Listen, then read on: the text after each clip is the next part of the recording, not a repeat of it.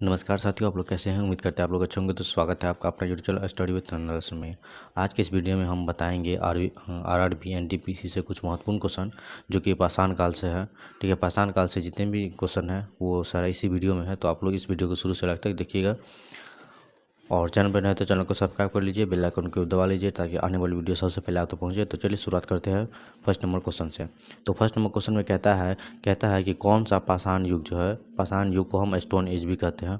ध्यान देंगे कि पाषाण युग के 3 प्रमुख कालों के अंतर्गत नहीं आता है। तो कहता है कि कौन सा पाषाण युग के 3 प्रमुख कालों के अंतर्गत नहीं आता है। तो इसका सही जो उत्तर हो जाएगा वो ऑप्शन सी हो जाएगा, जो कि ताम्र पाषाण जो है वो क्या है, पाषाण युग के अंतर्गत नहीं आता है। चलिए, इसकी व्याख्या जो है काफ़ी इंपॉर्टेंट है आप लोगों के लिए। तो इसकी व्याख्या काफ़ी इंपॉर्टेंट है, तो आप लोग इसको नोट कर लेंगे। इसमें क्या कहता है कि पाषाण युग में जो है मनुष्य पत्थर के औजारों का प्रयोग करता था। पाषाण युग में जो है मनुष्य क्या करता था, पत्थरों के औजारों का उपयोग करता था। ठीक है, इसमें क्वेश्चन आ सकता है क्या, तो इसमें क्वेश्चन आ सकता है कि किस युग में मनुष्य पत्थरों के औजारों का उपयोग करता था। तो इसका जो उत्तर हो जाएगा वो हो जाएगा पाषाण युग में। ठीक है, इसमें कहता है पाषाण युग के 3 चरण, जो कि पहला चरण जो है वह है पूरा पाषाण, दूसरा चरण जो है वह मध्य पाषाण तथा तीसरा चरण जो है वह नव पाषाण है। ठीक है, आप तीनों याद रखिएगा। कहता है ताम्र पाषाण युग जो है यह नव पाषाण युग के बाद आरंभ हुआ। ताम्र पाषाण युग जो है वह नव पाषाण युग के बाद जो है वह आरंभ हुआ, जिसमें मनुष्य तांबे के औजारों का उपयोग करने लगा। तो ये जो है पाषाण युग तो स्टोन एज का है। ठीक है, और ये जो आ जाता है नव पाषाण जो ताम्र पाषाण, ये क्या आ जाता है, तांबे के औजारों का उपयोग करने के लिए आ जाता है। इसीलिए क्या है ये, इसीलिए जो ये है पाषाण युग में नहीं आता है। ठीक है, और इससे आगे और कहता है कि लगभग जो है 5000 ईस्वी पूर्व में मनुष्य ने सर्वप्रथम तांबा धातु का प्रयोग किया था। कितने वर्ष पहले, तो 5000 पूर्व पहले जो है मनुष्य ने सर्वप्रथम तांबा धातु का प्रयोग किया था। इसमें क्वेश्चन एक और आ सकता है कि मनुष्य ने सर्वप्रथम जो है तांबा धातु का जो प्रयोग किया वो कब किया, तो 5000 पूर्व ईस्वी पूर्व में किया। ठीक है, चलिए नेक्स्ट क्वेश्चन देखते हैं। अगला जो प्रश्न है काफ़ी इंपॉर्टेंट है। कहता है भीमबेटका की गुफाओं की खोज कब हुई थी। भीमबेटका की गुफाओं की जो खोज हुई थी वो कब हुई थी, तो इसका उत्तर जो हो जाएगा ऑप्शन बी हो जाएगा, जो कि 1957 से 58 के बीच में हुई थी। ठीक है, चलिए इसकी व्याख्या देखते हैं। व्याख्या काफ़ी इंपॉर्टेंट है।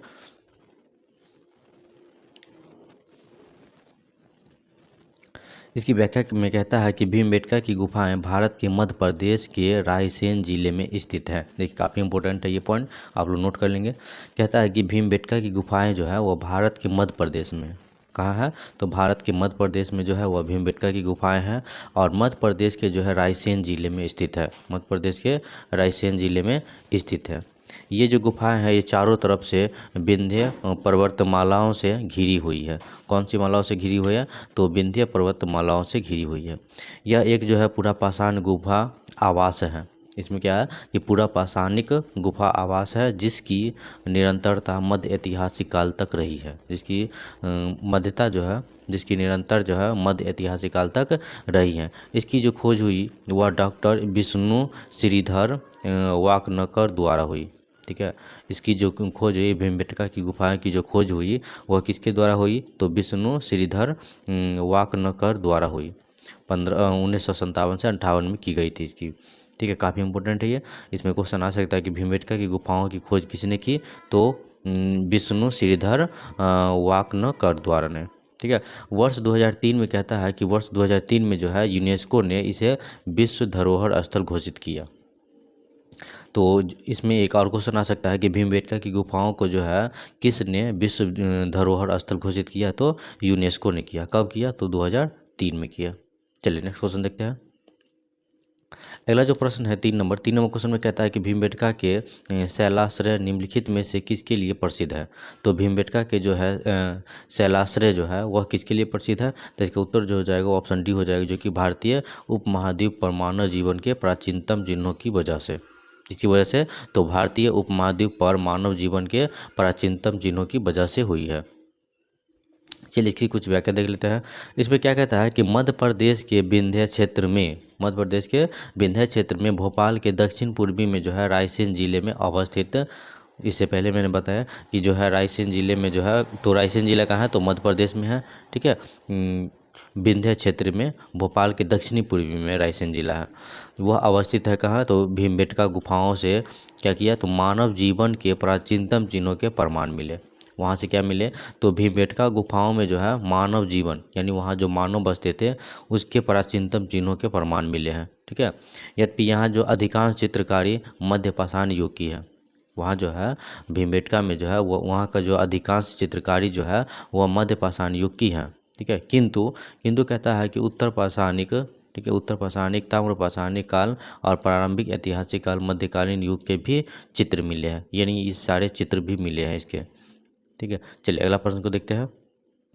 अगला जो प्रश्न 4 नंबर कहता है कि भारत में पाषाणकालीन शिला चित्रकारी कहाँ पाई जाती है। कहता है भारत में जो है पाषाणकालीन शिला चित्रकारी कहाँ पाई जाती है, काफ़ी इंपॉर्टेंट है। तो इसका जो उत्तर हो जाएगा ऑप्शन बी हो जाएगा, जो कि भीमबेटका में पाई जाती है। चलिए इसकी कुछ व्याख्या देख लेते हैं। तो इसकी व्याख्या में कहता है क्या है कि भीमबेटका भारत के मध्य प्रदेश प्रांत के रायसेन जिले में स्थित है। देखिए हर इसमें जो है व्याख्या में दिया गया है कि भीमबेटका जो है वो मध्य प्रदेश के रायसेन जिले में स्थित है। ठीक है, तो आप लोग इसको याद रखिएगा, क्वेश्चन आ सकता है। एक पूरा पाषाणिक आवासीय पूरा स्थल है। वहाँ क्या है, एक पूरा पाषाणिक आवासीय पूरा स्थल है। ठीक है, जहाँ पर जो है पाषाणकालीन शिला चित्रकारी पाई जाती है। वहाँ जो है जो भी चित्रकारी पाई जाती है वह पाषाणकालीन शिला की ही पाई जाती है। चलिए नेक्स्ट क्वेश्चन देखते हैं। अगला 5 नंबर क्वेश्चन में कहता है कि निम्नलिखित में से कौन सा मानव गतिविधियों एवं सभ्यताओं के, ठीक है, पाक ऐतिहासिक काल का सही कालानुक्रम है। तो कालानुक्रम को देखते हैं कैसे कैसे कौन आया था। तो इसका सही जो उत्तर हो जाएगा वो ऑप्शन ए हो जाएगा, जो कि पहले जो आया वह पूरा पाषाण काल आया, उसके बाद मध्य काल आया, मध्य पाषाण काल, और उसके बाद नव पाषाण काल आया, जो कि मैंने फर्स्ट क्वेश्चन में ही व्याख्या कर दी है। ठीक है, चलिए इसमें कुछ और व्याख्या देखते हैं। तो इसमें क्या कहता है कि प्रागैतिहासिक काल से तात्पर्य जो है इतिहास के उस युग से है। प्रागैतिहासिक काल जो है इतिहास के उस युग से है जब मानव ने लिपि अथवा लेखन का विकास नहीं किया था। पहले जो मानव क्या करता था कि लिपि और लेखक का जो है विकास नहीं हुआ था, तब की बात है। ठीक है, तब की बात है। और कहता है कि उसका जीवन जो है पत्थरों के इर्द गिर्द सीमित था। उसका जो है पहले के जो मानव जो था, ठीक है, उसका जो जीवन था वह पत्थरों के इर्द गिर्द सीमित था। ठीक है, इसीलिए इसे पाषाण काल भी कहते हैं। इसीलिए इसे क्या कहते हैं, पाषाण काल भी कहते हैं। और इस पाषाण काल अथवा प्रागैतिहासिक काल, पाषाण काल को ही प्रागैतिहासिक काल कहते हैं। ठीक है, याद रखिएगा। तो प्रागैतिहासिक काल को ही 3 भागों में बांट कर देखा जा सकता है। जो प्रागैतिहासिक काल को जो है 3 भागों में बांटा जा सकता है। कौन कौन भाग है, तो चलिए आगे दिखाते हैं। पहला भाग है पूरा पाषाण काल। ठीक है, पूरा पाषाण काल, जो कि मैंने फर्स्ट क्वेश्चन में ही समझा दिया था। दूसरा है मध्य पाषाण काल, और तीसरा जो है नव पाषाण काल है। चलिए इसकी जो है कुछ व्याख्या आगे दिया गया है, जो कि काफ़ी इंपॉर्टेंट है। आप लोग इस टाइप से लिख सकते हैं। तो देखिए आप लोग इसको जो है प्राचीन भारत का इतिहास जो इस टाइप से आप नोट करेंगे और लिखेंगे। फर्स्ट में जो है वह है प्रागैतिहासिक काल। ठीक है, दूसरा जो है आगे ऐतिहासिक काल लक्षण है, और तीसरा जो ऐतिहासिक काल लक्षण है। अब प्रागैतिहासिक काल का लक्षण में क्या कहता है कि फर्स्ट पॉइंट आप लिखेंगे यहाँ पे कि फर्स्ट पॉइंट जो है प्रागैतिहासिक काल में क्या है कि लिखित साक्ष्य उपलब्ध नहीं था। प्रागैतिहासिक काल यानी पाषाण काल में जो है, ठीक है, पाषाण काल में जो है वहाँ जो लिखित साक्ष्य नहीं था, मतलब लिखा हुआ चीज़ कहीं नहीं था। ठीक है, वहाँ लिख भी नहीं पड़ता था। और आगे ऐतिहासिक काल में क्या था कि लिखित साक्ष्य उपलब्ध होने लगा। लिखित साक्ष्य क्या होने लगा, तो उपलब्ध होने लगा। और ऐतिहासिक काल लक्षण में जो है पुरातात्विक एवं साहित्यिक साक्ष्यों के आधार पर ही निर्धारण होने लगा। अगर अगला पॉइंट की बात करें तो प्रागैतिहासिक काल में जो है कहता है कि पुरातात्विक साक्ष्य उपलब्ध है। पुरातात्विक साक्ष्य जो है वह प्रागैतिहासिक काल में जो है उपलब्ध था। और इसमें आगे ऐतिहासिक काल में जो है इसका जो लक्षण था वो, लेकिन इसमें क्या था, लिपि गुण एवं अपठनीय था। लिपि गुण तो था लेकिन वो क्या था, अपठनीय था, वो कोई पढ़ नहीं सकता था। अगर प्रागैतिहासिक काल की बात करें, लक्षण की बात करें, तो तीसरा लक्षण कहता है कि उदाहरण पाषाण काल का है। उदाहरण क्या है, पाषाण काल का है। और आगे ऐतिहासिक काल में जो है अगर उदाहरण की बात करें तो वह सिंधु सभ्यता का है। चलिए इसकी में कुछ और देख लेते हैं। इसमें कुछ और क्या कहता है कि पूरा पाषाण काल जो है प्रागैतिहासिक काल में ही आता है। तो इसमें जो है 3 काल आता है। प्रागैतिहासिक काल में 3 काल आता है, जो कि मैंने पहले ही बता दिया हूँ। तो प्रागैतिहासिक काल में जो है 3 काल आता है। पहला जो है पूरा पाषाण काल आता है, दूसरा मध्य पाषाण काल आता है और तीसरा जो है नवपाषाण काल आता है। तो पूरा पाषाण काल का जो अवधि था, समय अवधि जो था, वह 5 लाख ईस्वी पूर्व से लेके 10,000 ईस्वी पूर्व तक था। आप लोग इसको नोट कर लेंगे, काफ़ी इंपॉर्टेंट है कि पाषाण काल का जो युग था वह कितना से कितना तक था, तो 5 लाख ईस्वी पूर्व से लेके 10,000 ईस्वी पूर्व तक था। ठीक है, पहला पॉइंट। इसका दूसरा जो है वह है मध्य पाषाण काल। तो मध्य पाषाण काल जो कहता था, उसका जो समय अवधि था वह 9,000 वर्ष ईस्वी पूर्व से लेके 4,000 ईस्वी पूर्व तक था। ठीक है, और नवपाषाण काल जो है उसका जो कालीय समय अवधि जो था वह 7,000 ईस्वी पूर्व से लेके 1,000 ईस्वी पूर्व तक था। ठीक है, ये काफ़ी इंपॉर्टेंट है। अगर वीडियो थोड़ा सा भी अच्छा लगे प्लीज़ वीडियो को लाइक कर दीजिए, दोस्तों में शेयर कर दीजिए। बहुत बहुत धन्यवाद।